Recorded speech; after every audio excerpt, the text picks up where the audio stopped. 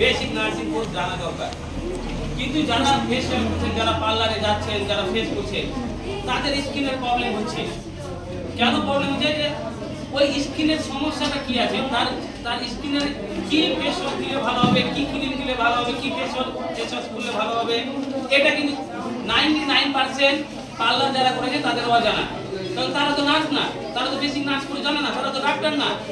এটা কি করে অসম্ভব যে আমার স্কিনের প্রবলেম আছে, আমার তারপরে আমি কোনো মেডিসিন প্রয়োগ করলাম না, আমি ডাক্তার পদ্ধতি নিলাম না, কোনো নার্স পদ্ধতি নিলাম না, আর একটা পার্লারে গেলাম আর সুন্দরী মেশে নিলাম, পরে মুখ ধোয়ার পর আবার তার চেয়ে চেহারা আবার আরো নষ্ট দিকে চলে গেল। এরকম হয় না যে অনেক মেয়েরা সাজে আবার পরে আবার মুখ ধোয়ার পর তার চেহারা যেটা ছিল তার চেয়ে আরো বেকার হয়ে গেল।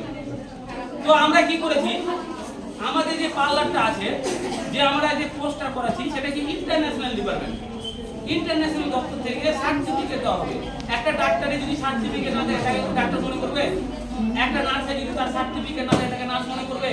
তাহলে একটা পার্লারে ম্যাডামের একটা সার্টিফিকেট নাই, তার কোর্স করা নেই, তার কাছে কি করে চলে গেলেন আপনারা?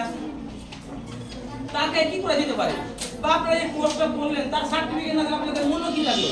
একটা মেয়ে যে কোনো ইউটিউবে দেখে দেখে তো নিজেই ফেসিয়াল শিখে নেবে নাকি? তো আমার কাছে কখনো আমরা যেটা প্রথম মালদা জেলাতে নিয়ে এসেছি,